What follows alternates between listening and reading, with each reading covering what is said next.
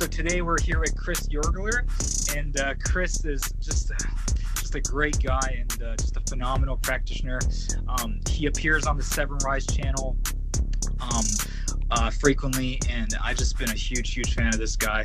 Obviously been a huge fan of Seven, but yeah, just this guy's telekinesis is just so phenomenal. I've just been a big fan of this guy. So Chris, could you briefly explain how you got started in telekinesis and how your spiritual journey began? I found out very early on that I was very different, and as a kid I'd be playing, realize I could move something with my mind and just attempt to do it. So I think it started off very early for me. Growing up, I kind of realized I was very different at a very early age. I'd say 9-10 years old, and been going from there.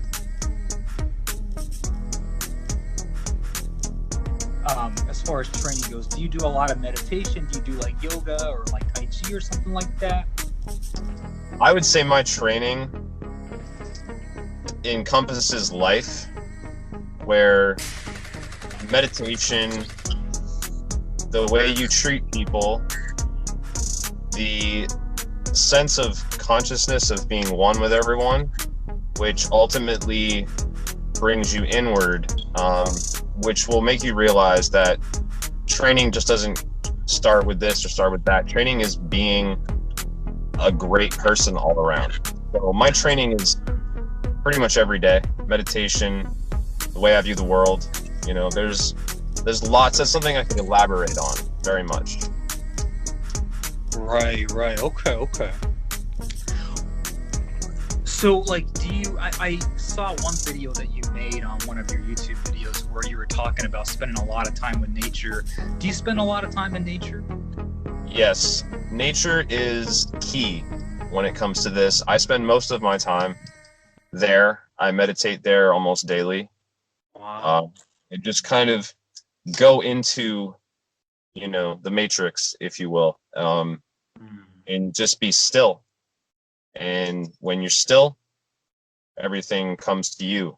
The world is so hectic and so chaotic all the time. Our minds don't ever slow down. The energy that's in there is real, and it does a lot of benefits for anybody who wants to learn anything like that. Awesome. Okay. So Chris, I noticed that you do a lot of stuff with straws or like cans and stuff like that. You're a real true master at like rolling objects and stuff like that. Like I primarily use like a side wheel and stuff like that. What made you train with like cans and straws and rollable objects rather than as opposed to side wheels? I started off with a side wheel, believe it or not. Yeah, started off. I still do it. I think it's a very good practice. What got me to step out of my comfort zone with the side wheel was the concept alone that everything is energy, right? So, and not to mention that Seven and I pretty much collaborated. We have the same technique almost. But you got to view it like this. Everything's energy. So if you were to take a simple object and you were to throw your hand around like this, people would say it's wind. It's not wind. Wind is in the air. The air is not empty. There is energy around all of us constantly. Doing this made me realize that it's making a connection. So that's where I got my first breakthrough, was straws and cans. Moving that energy through me, looping that energy. I'm sure you heard that talked about. Right. Seven always preaches that. Yeah. Yes. Very, very important. You think about anything, visualization. That's the key right there. That's pretty much it. So I've learned to visualize energy, which has brought me to the cans, brought me to the straws. There's a lot of information when it comes to that. But don't limit yourself with that. Go outside. That's what I do a lot of the times too, and work with nature. Awesome. Okay. All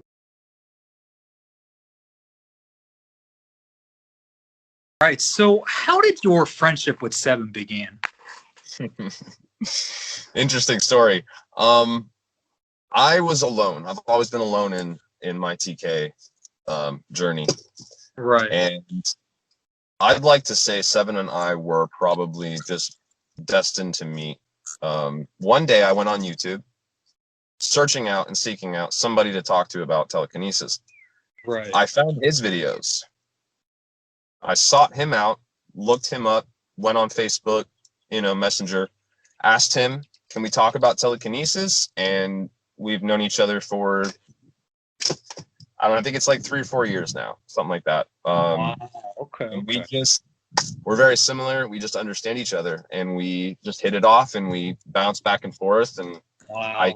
And it's been that long now. So it was just a immediate connection. So that's awesome. Wow. Yeah, you guys definitely have a great camaraderie. Have you guys actually met in person, or? No, we have not met in person.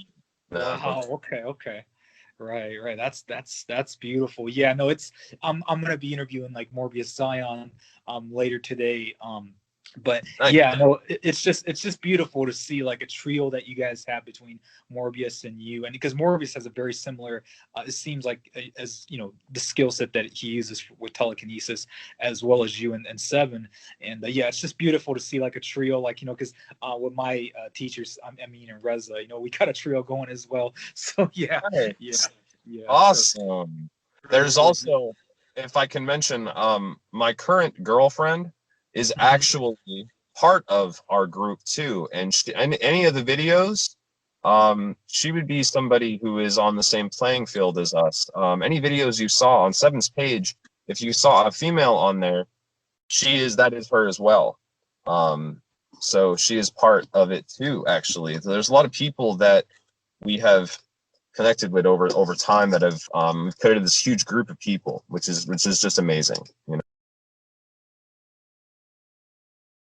is your ultimate goal with telekinesis? What do you want to ultimately be able to do? Do you want to be able to, like levitate yourself or something like that, or levitate objects, perhaps? My ultimate goal is definitely completely entering the heart space entirely, to where I know that I view this world as nothing but energy. And understanding that will allow me to, yes, levitate at one point, be able to levitate objects, fly even, Some of that stuff sounds so crazy. But when you look at it as simple as this, if an object can be moved and people tell you that that's not real, and it's real, what else is real? So there are people that fly. It does exist. It's just very seldom. It's very far out there. But that, I think, would be my ultimate. Okay. Yeah. Chris, can you perform any other metaphysical abilities besides telekinesis? Like, can you do remote viewing or something like that, or can you astral project? Yes. I just don't do that a lot. I do a lot of videos with telekinesis, but I definitely telepathy, clairvoyance, clairsentient, clairaudient,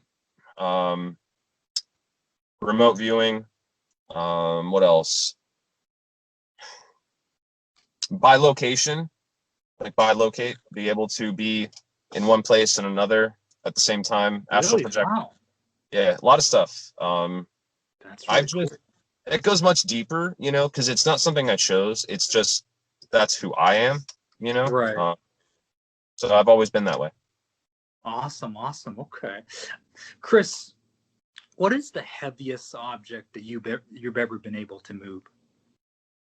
The heaviest object I've ever been able to move, I would say, would be either a basketball, or a door. Oh, a door like Seven did. Wow. I didn't know you did that too. That's incredible. What's crazy about that stuff is you're dealing with such subtle energy.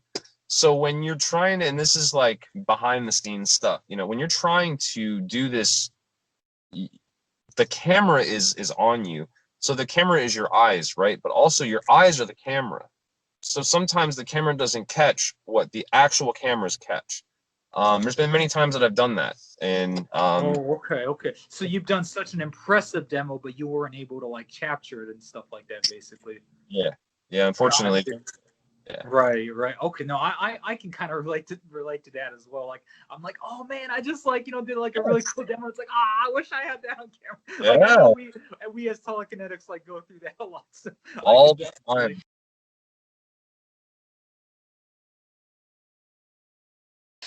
So Chris, within the telekinesis community, there's other kinesis abilities that people practice. Like I do like aerokinesis and like atmokinesis and hydrokinesis and stuff like that. I haven't seen the Seven Rise channel, if you will, do a whole lot of elemental abilities. Do you practice like aerokinesis and stuff like that as well? I do. We actually, Seven and I talked about it a few times. I do. He does it. I've succeeded with electrokinesis. I've succeeded with atmokinesis. I do that on occasion. I find it very hard to record atmokinesis, seeing as how you kind of have to have the phone viewing the cloud and your hand out. You know what I mean? Sometimes it's not easy. Hydrokinesis, I know I can do very well. I don't do it often. I'm able to, I guess in a way, aerokinesis, to talk to the wind in a certain way to where the wind understands, and again, back to energy. So I can make the wind do what it wants to at a certain level. So yeah, there's definitely elemental abilities in me for sure. I've seen the proof of it. Wow. Okay. But you guys are more, perhaps like to demonstrate the indoor stuff, because obviously the indoor stuff is much harder. The outdoor stuff is a lot easier and stuff. It is, believe it or not. Yeah, you'd think it would be easier. You're just in a quiet room. You know what I mean? You don't have the energy from nature. You don't. And a lot of people say go outside, but it's definitely a challenge for sure. It helps the mind for sure. Right. So, Chris, what would be your advice to newbies that are embarking on this journey right now? Is there any tips that you can share for newbies that are coming up? Yeah. I can tell you right now, as a young person in my mind, even though I am the age that I'm at, you're in a world now that is absolutely nothing but negative. It might seem like it has certain positive aspects, but if you look around you, it's negative. We have we have all this entertainment, we have all this TV, we have all streaming services, video games, all this stuff. Now that's not bad, right? But when you are, when you're seduced by it, when you're constantly seeing it, that is the enemy of this kind of stuff. Why? It's damaging. You have to do the things that we do. You have to forget everything that you know and start from scratch. It seems dumb. You need to be really nice to people. And I mean really nice. You need to really genuinely care about somebody. You need to truly love people. You need to take care of your body. You need to take care of your mind, and you need to take care of your soul. All these things, it's really cool to move an object. All these things are that important to be able to get to that point. If you just try to move an object, it's not going to work. It doesn't happen that way. So be a good person. When you feel like you're nasty and you do it, just forgive the person, forgive yourself. You'll in time see that being that way, you now can communicate with an object. How do you communicate with an object if you can't communicate with another living person? So that would be my best advice. Start here. It's great to be able to move an object. Start with the person who you are, and the rest will follow. I promise. That is beautiful. Yes, certainly. So, Chris, what do you ultimately want the world to be? And I know that you used. I mean, well, maybe you still do, but you know, I saw you do a video one time. I believe the ritual is called the blood. What was it called again? Blood over intent or something like that. Like, correct me if I'm wrong, but that ritual essentially is a ritual to make the world a better place or something like that. Could you explain that a little bit and elaborate on that? All right. So I will elaborate on that. And it's I think what it is, I've looked it up many times. To me, it felt right to do because I knew my intent. Originally, and I hate saying this because this is what originally it is, and I don't want to ever scare anybody because this is not what I stand for. So originally, apparently, it's a satanic ritual. I never knew that. Not something I'm into, not something I've ever looked into. But at the same time, you know, if you say that to somebody, they're like, oh, wow, okay, never mind. I don't want to look into that. But realistically, and not advocating anything evil, symbolism is symbolism to the person. So, you know, if you take a pentagram, for example, and it's upside down, people think it's satanic. Realistically, a cross upside down is what is satanic. So I never thought in those lines. So to me, blood over intent, reason I did that was because I felt a connection with this world, this place. This place is evil. This place is bad. We all know this. And it's just me pretty much saying that I'm alive, you know, I'm here. I'm not some dead robot. I'm alive and I want to make this world a better place. But it's all about your intent. Because it's your blood over the intent, you know, and there are evil people out there. Evil people use it, I'm sure. I'm not one of them. So I think it's just a ritual of self-understanding, purpose. But it's not for everybody. You know, you don't need to do that to be able to do TK. You definitely don't. It does do something to you. It does help you in a way where it opens you, it wakes you up. A very different person from it in a good way.